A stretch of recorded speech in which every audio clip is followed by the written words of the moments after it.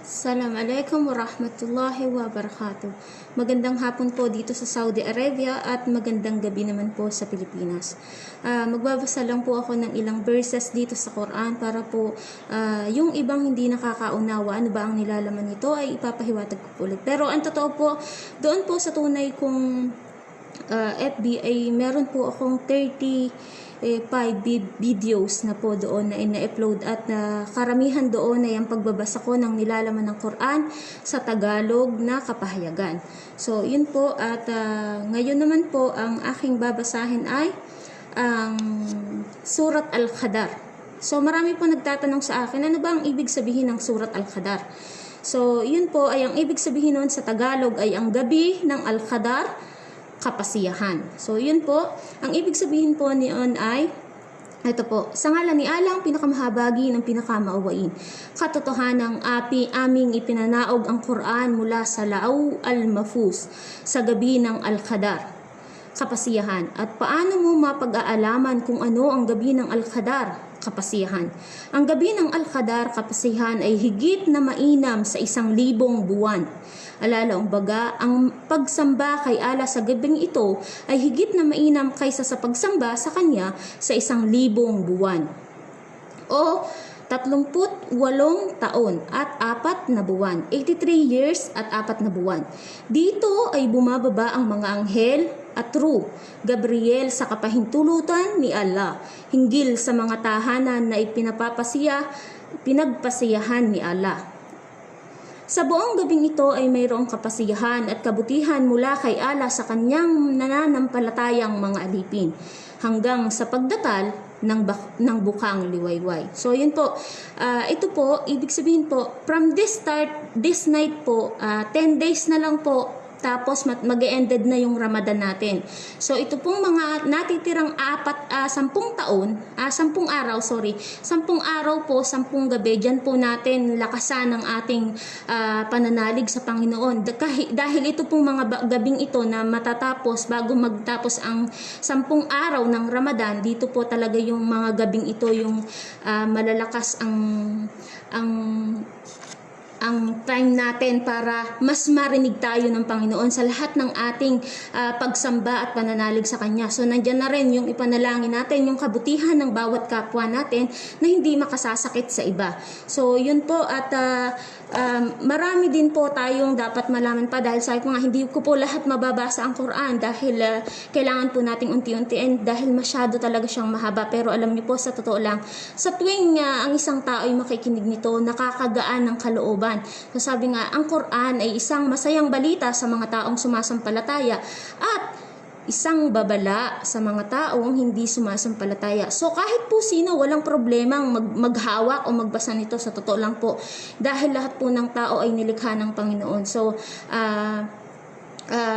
lalo na yung mga hindi nakakaalam dahil karamihan naman ng tao hindi nakakaintindi ng Arabic. So, mas magandang maunawaan nila na walang kahit sinong taong hindi bawal o hindi dahil ang totoo, nilikha tayo ng Panginoon na iisa. Ang problema nga lang, yung iba mali ang pagpapaliwanag sa ibang tao kaya't hindi nila nauunawaan kung anong talagang kahulugan ng nilalaman ng Quran.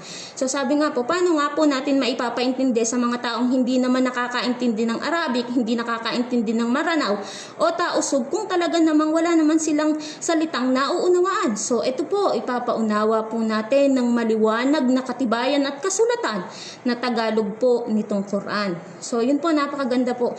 At meron po ako ditong babasahin sa Surat Taha.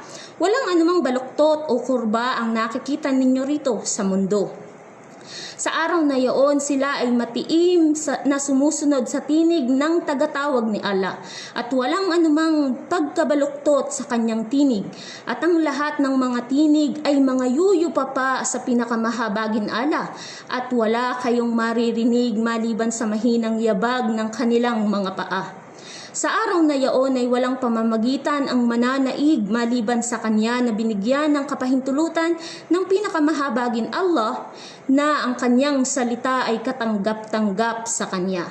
Batid niya ala kung ano ang nangyayari sa kanyang mga nilikha sa mundong ito at kung ano ang mangyayari sa kanila sa kabilang buhay at sila ay hindi makapagkakamit ng anuman ng kanyang karunungan. At ang lahat ng mukhan ay mga yuyupa pa sa harapan ni Allah, Al-Hayyul Qayyum, ang namamalaging buhay, ang tagapanustos at tagapangalaga ng lahat. At siya na nagdadala ng pasani ng maling gawa. Alalaumbaga siya na hindi sumasampalataya kay Allah, nag-aakibat ng mga katambal sa kanya at sumusuway sa kanya, katotohanang siya ay ganap na bigo sa araw na yaon. At katotohanan kami ay gumawa noon ng kasunduan kay Adan, datupwat siya ay nakalimot at natagpuan namin sa kanya ang kawalan niya ng katimtiman, pagpupunyagi. At alalahanin ng aming sabihin sa mga anghel, magpatira pa kayo kay Adan. Nagpatira pa silang lahat maliban kay Iblis. Siya ay tumanggi at kami ay nagsabi, O Adan, katotohanan siya ay isang kaaway sa iyo at sa iyong asawa. Kaya't huwag ninyong hayaan na kanyang maitaboy kayo mula sa halamanan, paraiso upang kayo ay magkaroon ng lumbay sa kapighatian. Katotohanan kayo ay mayroong pangako mula sa amin na kailanman ay hindi kayo magugutom dito sa paraiso o magiging hubad. At kayo ay hindi makakaranas dito ng pagkauhaw, gayon din ng init at sikat ng araw. Datupwat si Satanas ay bumulong sa kanya na nagsasabi, O Adan, ihahantong ba kita sa puno ng walang hanggang buhay at sa kaharian na hindi masisira? Sa kalaunan sila ay kapwa kumain ng bunga ng puno at sa gayon ay ang kanilang maselang bahagi ng katawan ay nalantad sa kanila at sila ay nagsimulang magtagni-tagni ng mga dahon sa halamanan bilang kanilang pantakip. Sa ganito sinuway ni Adan ng kanyang Panginoon. Kaya't siya ay napaligaw sa kamalian. O yung iba dyan na hindi nakakakilala si Adan po ang pinagmulan, ang angkan na pinagmulan ng lahat ng tao. Doon po tayo nagmula kay Propeta Adan. So, yun po ang pinakaunang nilikha ng Panginoon, si Propeta Adan, at ang kanyang asawa, ang kanyang kabiak na si Hawa. Sa Arabic po ay Hawa ang kanyang pangalan at sa Tagalog naman ay si Eva. So yun po, nung mga panahon na yun po ay nung nakagawa sila ng kasalanan, nung unang nilikha ng Panginoon si Adan ang unang taong nilikha niya dito sa sangkatauhan. At sinabi ng Panginoon sa mga anghel, Adan, pumarito ka, sabihin mo ang buong pangalan ng mga nilikha ko. Lahat ng nilikha ko dito ay sabihin mo ang pangalan. Bukod tanging si Adan ang nakapagsabi ng lahat ng pangalan ng nilikha ng Panginoon. Walang ibang nakakaalam ng kahit sino, mga anghel o kung ano pa mang nilikha ng Panginoon, bukod tanging si Adan. At ng mga panahong iyon, sinabi ng Panginoon na magpatira pa kayo para sa paggalang kay Adan. Ngunit si Iblis ay hindi nagpatira pa. Si Iblis ay si Satanas. At ang sabi ni Satanas, bakit ako magpapatira pa sa kanya? Samantalang ako ay ginawa ninyo sa apoy at siya ay ginawa ninyo sa putik. O, di ba?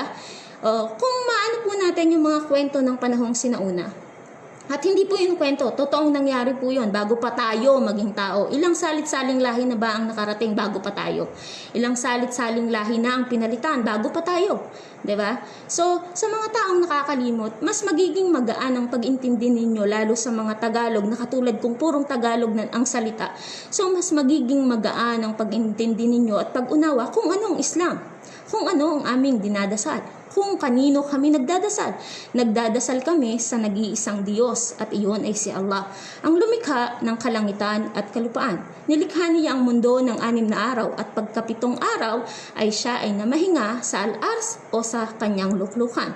So yun po, napakaganda po ng ating hindi ko po siya pwedeng hahabaan kasi po hindi kasi rin natatapos ng ating mga viewers, so mas minabutik pong igsian na lang. So yung iba binubuod ko na lang po. At kayo ay hindi makakaranas dito ng pagkauhaw, gayon din ay ng init ng sikat ng araw. Datupwat si Satanas ay gumulong sa kanya na nagsasabi, O Adan, ihahantong ba kita sa puno ng walang hanggang buhay sa kaharian ng hindi masisira? Totoong si Satanas ay isang mapanghilang masamang tao, masamang nilalang ng Panginoon. So sabi nga ni Satanas, hihilahin ko ang mga tao para hindi manampalataya sa iyo at hihilahin ko sila para maging katulad niya. Pero pagdating ng araw at tatanungin, bakit ka nagpahila kay Satanas, tayong mga tao? Ano sasabihin ni Satanas? Wala akong kinalaman sa inyo. Dahil kayo sa sarili niyo ang gumawa niya, bakit kayo nakinig sa akin? Di po ba? Kaya sabi ko nga, mas magandang mabuhay dito sa mundo ng tayo ay may magagandang naging karanasan, naging kabutihan, naging mapagmahal. Pero yung gagawa tayo ng kasamaan, madadala natin yun sa ating pagkamatay, pero hindi ang kabutihan.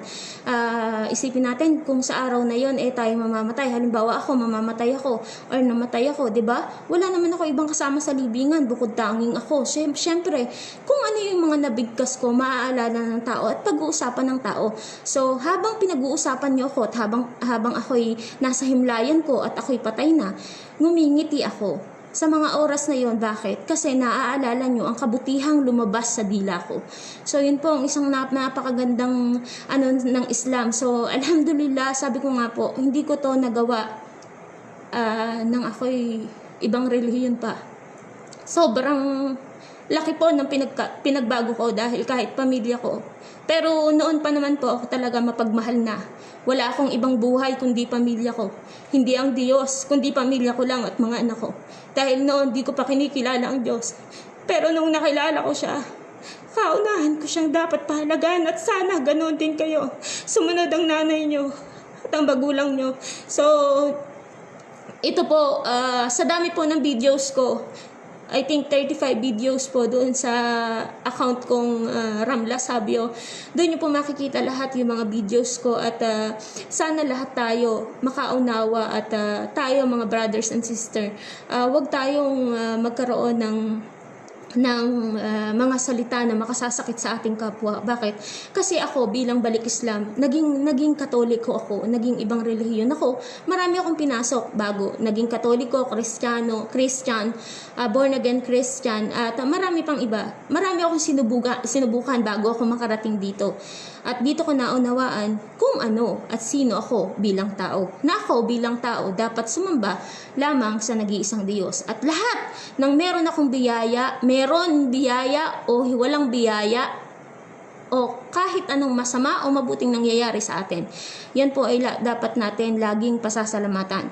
Kung bigay sa iyo ng Panginoon ang hinihiling mo ay pasalamatan mo ng 10 beses. At kung hindi man din niya ibigay, ay pasalamatan mo pa din ng 10 beses. Kasi ikinalulugod niya ang sa mga tao ay matitiyagang nagtitika sa Kanya at sumasampalataya. Iyon po ang pinakamahalagang salita ng Panginoon na sa atin, sana tayo bilang mga tao, matuto tayong magsalita ng mabuti at may marangal na pagsasalita sa kapwa natin. Huwag natin, kung may mga ibang taong nanghuhusga sa atin, kahit tayo ay, lalo ako, balik Islam ako, marami akong pero alam nyo, lagi kong sinasabi sa kanila para hindi ako makasakit, ipagdarasal ka namin.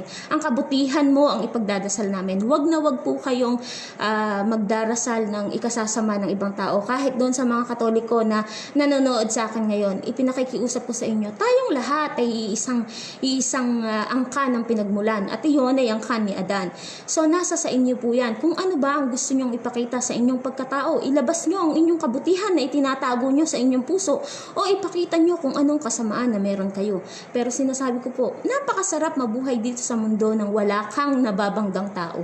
Bukod tangi, ang pananampalataya mo sa Panginoon ay patatagin mo at darating ang panahon, iyon ang madadala mo sa kamatayan mo. So yun lang po at kaunti lang po yung ko ngayon kasi po baka hindi na naman matapos ng viewers ko. So, maraming salamat po sa mga nanood at bukas po ulit inshallah. Salamat po. Salamat po.